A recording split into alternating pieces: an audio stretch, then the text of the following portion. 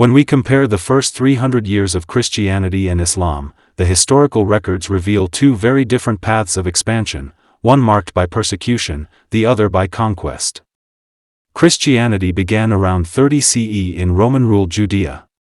It started as a small Jewish sect centered on Jesus of Nazareth. For centuries, Christians were a minority with no political power.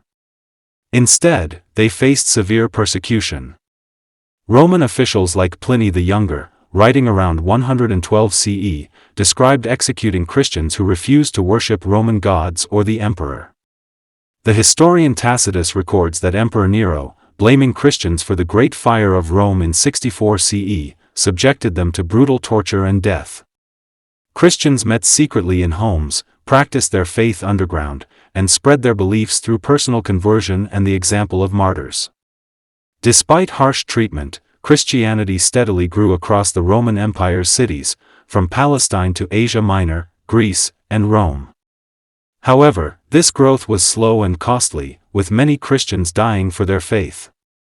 It was not until the early 4th century, with Emperor Constantine's Edict of Milan in 313 CE, that Christianity became legal and eventually the empire's favored religion.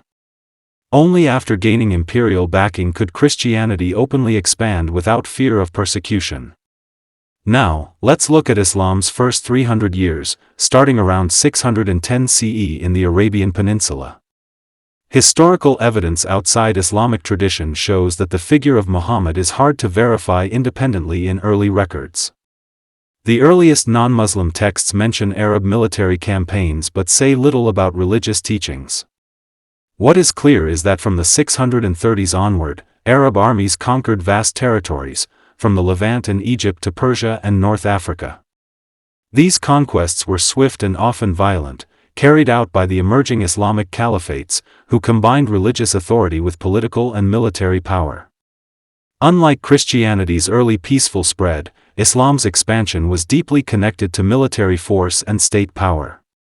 The new rulers imposed taxes on non-Muslims but generally allowed them to keep their religions. Over time, many locals converted to Islam, sometimes voluntarily, often due to social, political, or economic pressures within the new empire. While Christianity began as a persecuted minority without armies, Islam arose as a conquering power backed by political and military strength.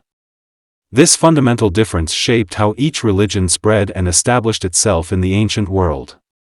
In summary, Christianity spread through preaching, personal sacrifice, and endurance under persecution.